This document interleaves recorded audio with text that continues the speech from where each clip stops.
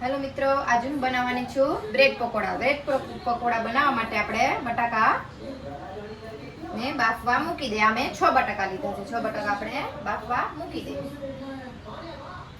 પાણી મેં પહેલેથી ગરમ કરવા મૂકી દીધું હતું. એ ગરમ થઈ ગયું છે. તો હવે 5 મિનિટ માટે આપણે એને રહેવા દઈશું. 5 મિનિટ વધારે રહેવા દઈએ એટલે સારી રીતના બોઇલ થઈ જાય.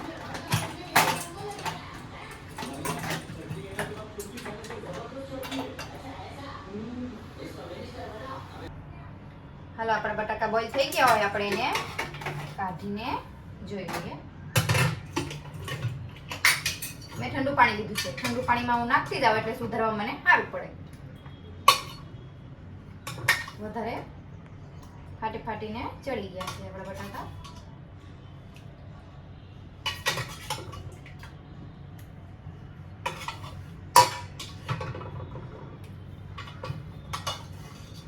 હવે આપણે એને સુધારી લઈશું.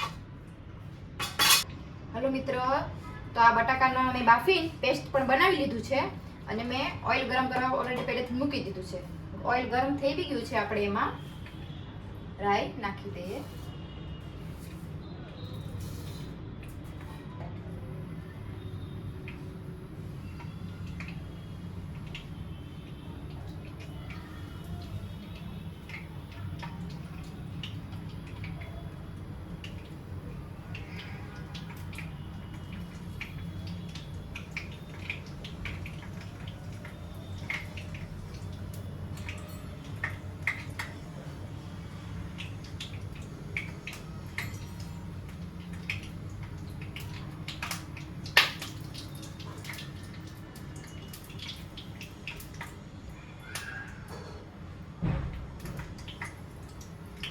રાઈ ફાટી જાય એટલે આપણે એમાં જીરું નાખી દઈશું. ઓઇલ બરાબર ગરમ નથી થયું એટલે હજુ રાઈ નથી ફાટી.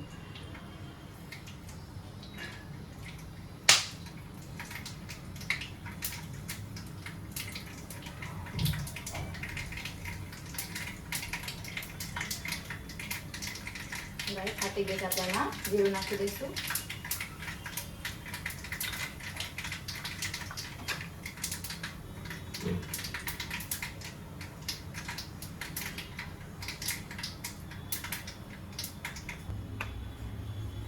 જીરું આપણું મિર્ચ થઈ ગયું છે બ્રાઉન એટલે હવે આમાં મેં લીલા મરચાંની ચટણી વાટી દીધી છે. એ નાખી દીધી છે. લીલા મરચાંની ચટણીમાં બહુ સરસ લાગે એટલે મેં નાખી છે.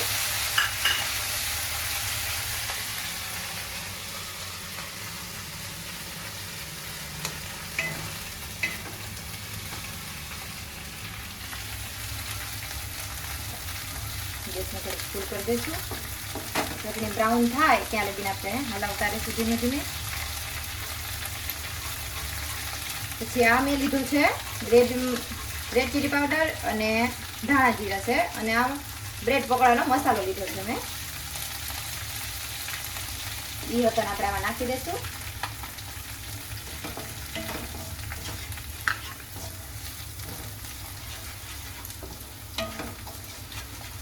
સરસ થઈ ગયું છે. હવે આપણે આમાં બટાકાનો પેસ્ટ જે બનાવ્યો છે આપણે એ હવે નાખતા જશું.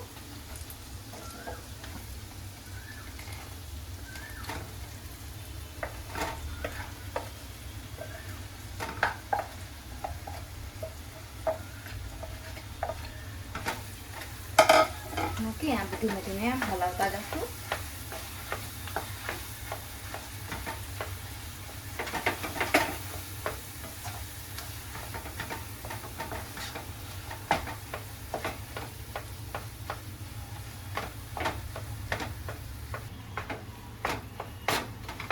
એમાં આપણે મીઠું પણ નાખી દઈશું.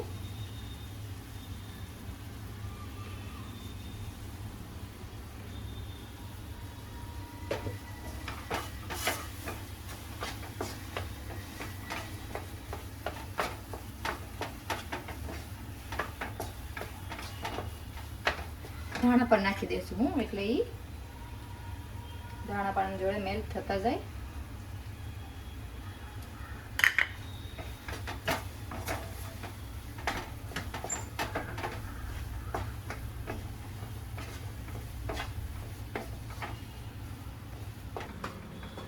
હવે આપણે થઈ ગયું છે. હવે આપણે એમાં લીંબુનો રસ નાખી દઈએ. મેં એક જ લીંબુ લીધું છે કેમ કે અમારે ઓછું ખાટું ખાય છે, એટલે લીંબુનો રસ પણ જોડે નાખી દઈએ ને એટલે મિક્સ સારી રીતના થઈ જાય.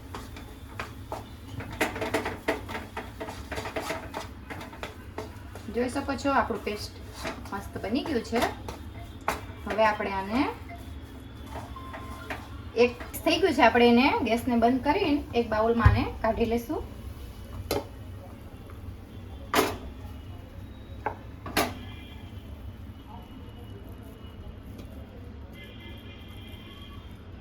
હવે આપણે એને ઘડી ઠરવા દેશું. એટલે પછી આપણે એને મેં બ્રેડ પર કટિંગ કરીને ઓલરેડી રાખી લીધા છે. પછી આપણે એમાં લગાડીને બનાવી લઈશું. આ પેસ્ટ આપણે બનીને મેં ઠરવા દીધો તો એ પણ ઠરી ગયો છે અને મેં ઓઇલ ઓલરેડી ગરમ કરવા મૂકી જ દીધું છે. અને હવે આપણે લોટને મિક્સ કરી લઈએ. લોટમાં નાખવા માટે મેં થોડુંક મીઠું લીધું છે, આ કાશ્મીરી પાવડર અને આ છે હળદર, આને છે જીરું.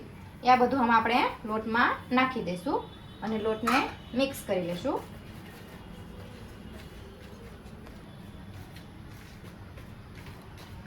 હવે આપણે આને પાણી નાખીને મિક્સ કરતા જશું.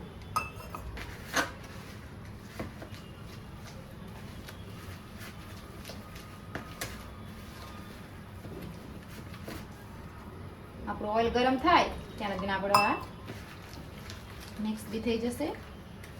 બ્રેડ તો આપણે ઓલરેડી કટિંગ કરી લીધેલા છે. આપણું ઓઇલ ગરમ થાય છે ત્યાં લગીને આપણે બ્રેડમાં પેસ્ટ લગાડી લઈએ. આપણે આ રીતના લઈ મેં નાના નાના બ્રેડ લીધા છે. તમે જો તો મોટા પણ લઈ શકો છો. તમે આ રીતના પેસ્ટને લગાડતા જશો અને આ રીતના બ્રેડ ઉપર મૂકતા જશો. આમ કરીને આપણે બધા બ્રેડ બનાવી લઈએ. ગરમ થઈ ગયું છે અને આ ચણા લોટનો પેસ્ટ પણ બનીને તૈયાર છે આપણો.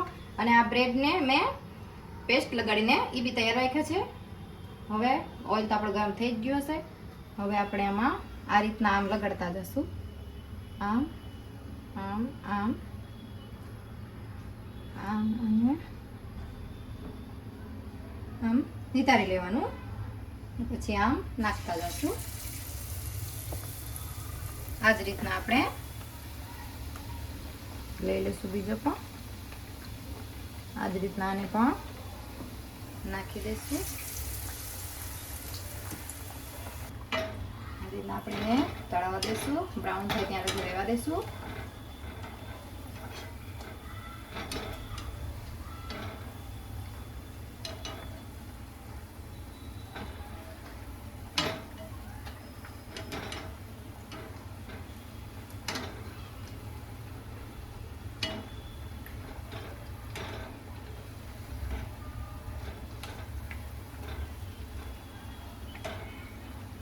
થઈ ગયા છે. આપણે એને કાઢી લઈએ અને બીજા તળી લઈએ. જો મિત્રો આપણા બ્રેડ પકોડા બનીને તૈયાર છે. તો તમે મારો વિડીયો પૂરો જોજો અને આ રીતના મારી રેસીપી તમે પૂરી જોજો અને તમે પણ આ રીતના બનાવજો. જે રીતના મેં બ્રેડ પકોડા બનાવ્યા છે એ રીતના તમે પણ બનાવજો. આ છે ટોમેટો કેચઅપ ને એના સાથે આપણે આને આમ કરીને લગાડીને ખાઈ શકશું. અમારા વધારેમાં દીકરા છે એટલે મેં વધારે બનાવ્યા છે. તો મિત્રો તમે પણ આ રીતના બનાવજો અને મારી યુટ્યુબ ચેનલને લાઈક, શેર અને સબસ્ક્રાઈબ કરવાનું ન ભૂલતા. હાલો તો આપણે નવા વિડીયોમાં મળીએ.